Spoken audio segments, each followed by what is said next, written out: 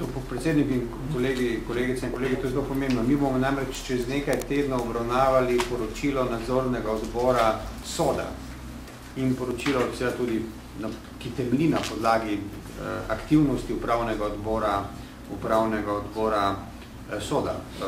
Član upravnega odbora SODA je do nedavnega tega bil generalni sekretar vlade, gospod Predalič, če se spomnite. In jaz predlagam, da seveda takrat tudi v državnem zboru vendarle razmislimo, ali bomo, rekel se, kar sprijazili, da je poročilo nadzornega odbora SODA približno takšna. Bili smo informirani, očitno vse v redu, tudi ta Mercatorova zgodba je bila v redu, ker to se pomeni, da imamo neko tveganje nadaljevanja preprosto kršitve lastnih predpisov. In mislim, da bi morali takrat v državnem zboru na seji zelo jasno o tem tudi nekaj reči tem članom nadzornega odbora. Seveda pri upravnem odboru SODA pa to velja za vlado. Zato bom jaz podprl v nadaljevanju predloge sklepov, da vlada Republike Slovenije zaradi neizvrševanja nadzorne funkcije upravnega odbora SODA nad dejanji gospoda Pogačnika, če tudi mu je to naročil gospod Janez Janša, razreši upravni odbor.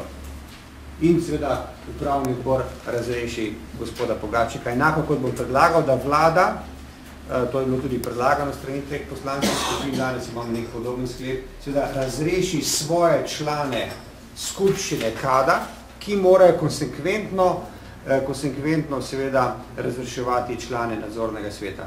In ne nazadnje, slovenski davkoplačevalci, zainteresirane stranke, tisti, ki so upravičenci do dobro imeti SODA in KAD-a, tožba, civilna tožba proti članom nadzornega sveta in proti predsednikom uprav oziroma direktorjem družb je možnost, ki vedno obstaja. Jaz sem tožen, ne vem zakaj že od nekoga, ker sem nekomu nekaj rekel.